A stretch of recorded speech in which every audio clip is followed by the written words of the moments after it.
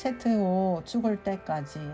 안정을 추구하면 하나님의 최선에서 멀어집니다. 어떠한 위험도 감수하지 않으려 하면서 지나치게 안정을 추구하는 사람들이 있습니다. 성문 어귀에 나병한 자 4사람이 있더니 그 친구에게 서로 말하되 우리가 어찌하여 여기 앉아서 죽기를 기다리랴. 만일 우리가 성읍으로 가자고 말한다면 성읍에는 굶주림이 있으니 우리가 거기서도 죽을 것이요.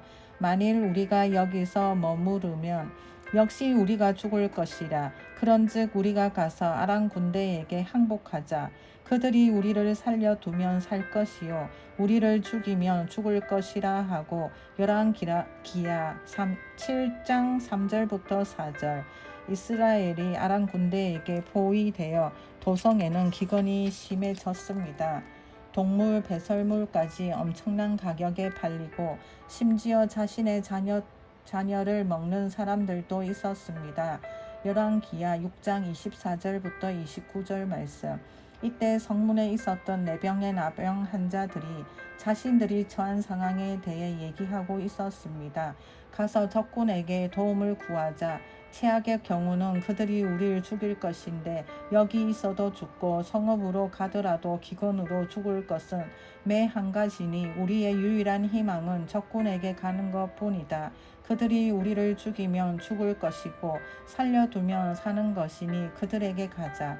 아람 진으로 가려 하여 해질 무렵에 일어나 아람 진영 끝에 이르러서 본즉 그곳에 한 사람도 없으니 이는 주께서 아람 군대로 병거 소리와 말 소리와 큰 군대의 소리를 듣게 하셨으므로 아람 사람이 서로 말하기를 이스라엘 왕이 우리를 치려하여 헷사람의 왕들과 애굽 왕들에게 값을 주고 그들을 우리에게 오게 하였다 하고 해질 무렵에 일어나서 도망하되 그 장막과 말과 나귀를 버리고 진영을 그대로 두고 목숨을 위하여 도망하였음이라. 그 나병 환자들이 진영 끝에 이르자 한 장막에 들어가서 먹고 마시고 거기서 은과 금과 의복을 가지고 가서 감추고 다시 와서 다른 장막에 들어가 거기서도 가지고 가서 감추니라. 열왕기하 7장 5절부터 8절 말씀. 나병 환자에서 영웅으로 나병 환자들이 그 친구에게 서로 말하되 우리가 이렇게 해서는 아니 되겠도다. 오늘은 아름다운 소식이 있는 날이거늘 우리가 침묵하고 있도다. 만일 밝은 아침까지 기다리면 벌이 우리에게 미칠지니 이제 떠나 왕궁에 가서 알리자 하고 가서 성읍 문지기를 불러 그들에게 말하여 이르되 우리가 아람 진에 이르러서 보니 거기에 한 사람도 없고 사람의 소리도 없고 오직 말과 나귀만 매여 있고 장막들이 그대로 있더이다 하는지라. 그가 문지기들을 부르매 그들이 왕궁에 있는 자에게 말하니. 열왕기하 7장 9절부터 11절 말씀. 주님께서 아람 군대로 하여금 큰 소리를 듣게 하시자 두려움에 휩싸여 그들은 도망쳐 버립니다. 준비하던 음식 그리고 장막 안에 있던 금과 은과 고급 옷들까지 모두 두고 도망쳤습니다. 말과 당나귀 같은 동물들도 묶어놓은 채 두고 갔습니다. 도망가느라 너무 급해서 말을 타고 갈 생각도 못한 것입니다. 적군의 진영에서 이 나병 환자들을 기다리고 있던 것은 바로 이 풍요로움이었습니다. 아람 군인 수십만 명이 자신들의 소유물을 모두 남겨두고 간 것입니다. 4명의 나병 환자들은 거기서 배불리 먹고 마셨습니다. 그리고 장막 안에 들어가 할 수 있는 한 많은 전리품들을 챙겨 숨겼습니다. 그리고 더 많은 물건을 가지러 가다가 깨달았습니다. 우리는 잘못하고 있다. 오늘은 기뻐할 날이야. 포위된 성읍으로 가서 굶주린 사람들에게 알려주자. 그리고 그들은 성읍으로 가서 사람들에게 알렸습니다. 이 4명의 나병 환자들은 단 몇 시간 만에 보잘것없는 사람에서 영웅이 되었습니다. 위험을 무릅썼기 때문입니다. 그들이 스스로에게 던진 질문이 이러한 변화를 가져온 것입니다. 언제까지 여기 앉아 있을 건가? 죽을 때까지? 지금 처한 상황이 만족스럽지 않으십니까? 그러나 뭔가를 시도하더라도 잘 안 될지 모른다는 두려움 때문에 아무런 시도조차 하지 않고 있습니까? 하지만 위험을 감수하지 않으면 어떤 변화도 일어나지 않습니다. 저 역시 지금 큰 위험을 감수하고 있습니다. 초반에 언급한 6천만 달러 규모의 프로젝트는 빙산의 일각에 불과합니다. 주님은 저에게 기숙사와 학생 회관 등을 갖출 바이블 칼리지 캠퍼스를 세우라고 말씀하셨습니다. 이렇게 하려면 수억 달러가 들어가는데 저에게는 그런 돈이 없습니다. 그래도 저는 위험을 감수할 것입니다. 이쯤에서 안주하면 편하겠지만 현재 세계 곳곳에 있는 캘리스 바이블 칼리지 캠퍼스에서 공부하는 학생들과 방송통신 프로그램 및 온라인 프로그램을 통해 교육받고 있는 학생들이 대략 6천 명이나 됩니다. 전 세계적으로 영향을 끼치고 있는 것입니다. 이 사역을 통해 우리는 여러 나라의 대통령과 영부인도 만났고 여러 가지 기적을 체험하고 있습니다. 사역의 확장에 있어서는 지금까지는 경험하지 못했던 엄청난 일들이 일어나고 있습니다. 여기서 안주하고 현상 유지만 해도 되겠지만 하나님께서 더 큰 비전을 주신 것입니다. 언제까지 그 자리에 머물 것인가? 저는 지금까지 평생 동안 믿어왔던 그 어떤 것보다 더 큰 것을 향해 달려가고 있습니다. 위험 부담이 큰 일입니다. 어떤 사람들은 제가 실패할 수도 있다고 합니다. 그럴 수도 있겠지요. 그러나 그런다 한들 뭐 어떻습니까? 만에 하나 제가 실패하더라도 하나님은 저를 보시며 그래도 너는 시도했다라고 말씀하실 거라 믿습니다. 자녀들이 자전거를 배우던 때를 기억하십니까? 시작하자마자 즉각적으로 잘하는 아이는 없습니다. 실수도 하고 몇 번 넘어지기도 합니다. 자전거에 올라타 비틀거리다 넘어져서 무릎이 까지기도 합니다. 그러나 아이가 넘어졌다고 해서 이 바보야, 내가 하라는 대로 했어야지, 너는 제대로 하는 것이 없구나라고 말하는 부모가 있습니까? 어린 자녀에게 그렇게 말하는 사람은 없습니다. 우와, 10m나 갔네? 그것 봐, 너는 할 수 있다니까. 일어나서 다시 해보자 라고 할 것입니다. 하나님도 우리에게 그렇게 하십니다. 하나님은 우리를 격려하십니다. 물론 어떤 사람들은 하나님께서 치유로 역사하실 것을 믿다가 죽기도 합니다. 그러나 그들이 주님 앞에 섰을 때 그분은 이렇게 말하실 것입니다. 내 자녀답구나. 너는 나를 믿었어. 내가 너를 위해 준비한 모든 것을 받아 누리지는 못했지만 그래도 너는 그것을 믿었다. 아무것도 시도하지 않기 때문에 실패하지도 않는 그런 사람이고 싶습니까? 그것은 누구라도 할 수 있는 일입니다. 주님을 믿지 않는 사람들조차 그렇게 살 수 있습니다. 거기에는 믿음이 전혀 필요하지 않으니까요. 지금 저는 여러분을 정죄하는 것이 아니라 동기를 부여하는 것입니다. 언제까지 그 자리에 머물 것입니까? 죽을 때까지? 시간은 지금도 흘러가고 있습니다. 더 이상 젊은 청년이 아닌 분도 있을 것이고 인생의 절반 이상을 살아온 분도 있을 것입니다. 그동안 어떤 일을 이루셨습니까? 바꿀 수 있는 것은 어떤 것들이 있을까요? 어떤 일을 해야 미래의 변화를 가져올까요?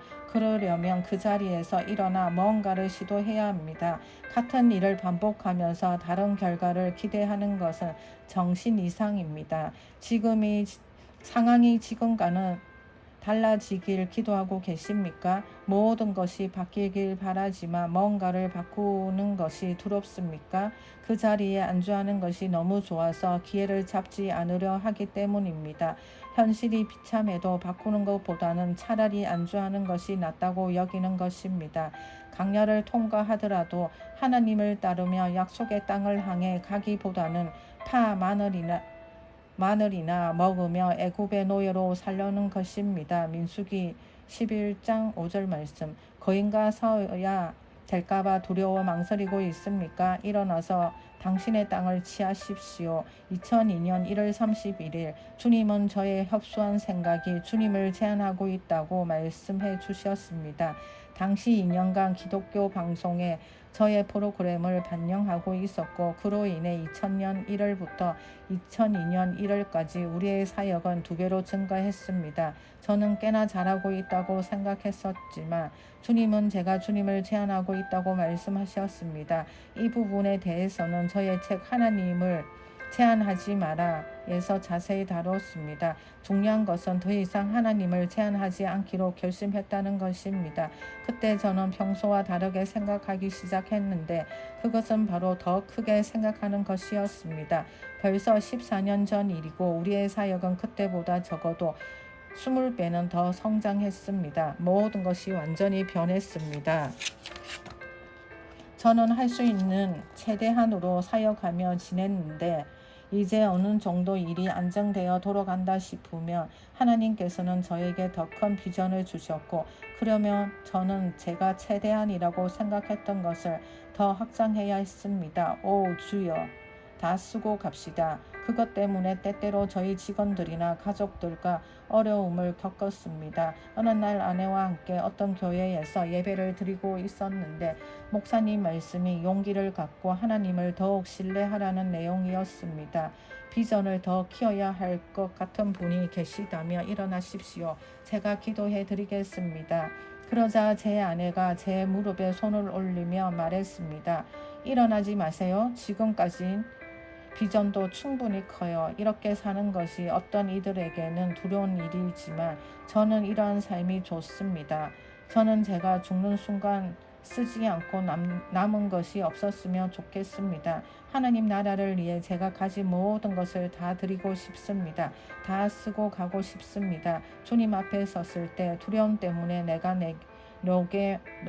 내게 명한 것을 하지 않았구나 라는 말을 듣고 싶지 않습니다. 아무것도 시도하지 않아서 실패를 피하기보다는 차라리 완전히 망하는 일이 있더라도 하나님을 신뢰하여 위험을 감수하고 싶습니다.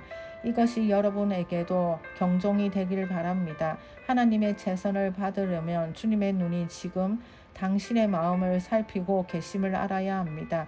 마음이 주님께 온전히 헌신되어 있습니까? 아니면 다들 그렇듯이 현실을 받아들이고 살고 있습니까?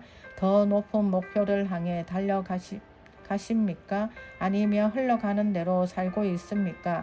두려움과 협소한 사고 방식으로 당신의 삶을 향한 하나님의 계획을 제한하고 있습니까?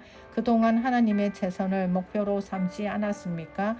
하나님의 최선을 받기 위해 첫 번째 단계는 하나님의 최선보다 못한 것으로 만족하는 삶을 청산하는 것입니다. 기준을 높여야 합니다. 하나님, 저는 너무나 형편없는 자입니다. 믿음으로 나가지 못했습니다. 라면서 죄책감과 정죄감 때문에 변하는 것 말고요. 주님은 우리를 있는 그대로의 모습으로 사랑하시지만 우리를 너무나 사랑하시기에 우리가 있는 그대로의 모습에 머무르기를 원치 않으십니다. 그분은 우리를 더 높은 수준으로 끌어올려 주기를 원하십니다. 하나님은 우리가 그분의 최선을 바라보길 원하시지만 그것은 저절로 되지 않습니다. 하나님의 최선을 목표로 삼고 그것을 향해 달려가야 합니다. 마치 그 나병 환자들처럼 언제까지 여기 머물러 있을 것인가? 내가 죽을 때까지라고 자문해 보십시오. 저절로 어떻게 되기만을 바라지 말고 믿음의 발걸음을 내디딥십시오. 자기 자신을 스스로 독려하지 않으며 또 다시 바닥으로 가라앉게 되어 있습니다. 더 큰 것을 바라보라. 제가 나누는 내용이 듣기 좋은 소리가 아니라는 걸 저도 압니다.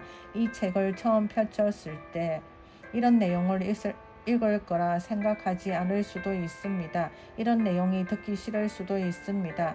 하지만 저는 하나님께서 당신에게 보여주신 것을 향해 믿음의 발걸음을 내디딜 수 있도록 당신을 독려하는 중입니다. 그것이 옳은 일이니까요. 하나님의 최선을 받아 누리는 방법을 배우려면 먼저 기대치를 높여야 합니다. 더 높은 목표를 가지고서 더 나은 것을 추구해야 합니다. 그렇게 살아오지 못했다는 생각에 정제감을 느낄 필요는 없습니다. 그러나 거기 머무르지는 마십시오. 대신 이렇게 기도하세요. 하나님, 저는 당신의 최선을 원합니다. 저에게 가지신 당신의 계획을 모두 이루고 싶습니다. 우리가 섬기는 하나님은 크신 하나님이십니다. 그분은 크게 생각하십니다.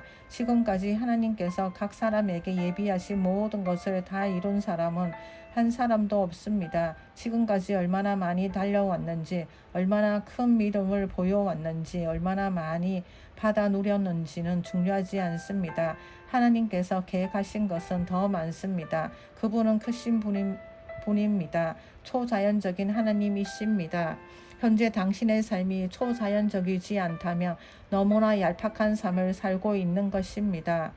누군가 당신에게 어떻게 그런 일을 할 수 있었죠? 라고 질문할 때 그것을 설명할 수 있다면 아직 하나님의 계획에 들어서지 못한 것입니다. 또한 자신이 이룬 일에 자부심을 느끼고 있다면 그것 역시 하나님의 능력 안으로 들어오지 못한 것입니다. 주님은 우리가 우리의 능력으로 할 수 없는 일로 우리를 이끄시는 분입니다. 하나님은 우리의 힘으로는 불가능한 일을 하도록 우리를 부르셔서 그분만을 의지하게 하십니다. 그러면 우리는 이렇게 답하게 됩니다.